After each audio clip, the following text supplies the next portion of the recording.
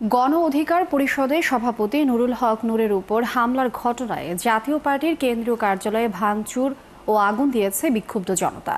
দলটিকে ৪৮ ঘন্টার মধ্যে নিষিদ্ধের দাবি জানিয়েছে গণ অধিকার পরিষদ।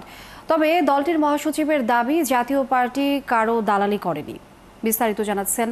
সন্ধ্যা ৬:৩০টায় কাকরাইলে জাতীয় পার্টির কেন্দ্রীয় কার্যালয়ে হামলা ও ভালো ভাঙচুর করে বিক্ষুব্ধ জনতা। আগুন দেওয়া হয় অফিসটিতে। এ সময় আগুনে পুড়ে যায় ভবনের একটি কক্ষ। পরে আন্দোলনকারীদের ছত্রভঙ্গ করতে টিয়ারশেল, জলকামান ও সাউন্ড গ্রেনেড নিক্ষেপ করে পুলিশ। আহত হন অনেকে। এর আগে বিকেল ৪টার দিকে সংবাদ সম্মেলন করে জাতীয় পার্টির মহাসচিব সরকারকে মবতন্ত্র কঠোরভাবে দমনের দাবি জানান তিনি।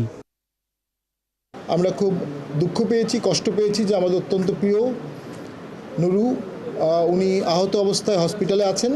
আমরা দোয়া করি উনি খুব দ্রুত আরোগ্য লাভ করুক।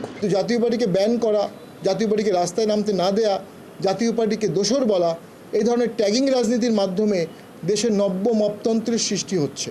আমাদের সকলের দায়িত্ব এই দেশকে খাদের কিনারে পড়ে না গিয়ে দেশটিকে সামনের দিকে নিয়ে যাওয়া, সহাবস্থান সৃষ্টি করা, ঐক্যমত সৃষ্টি করা।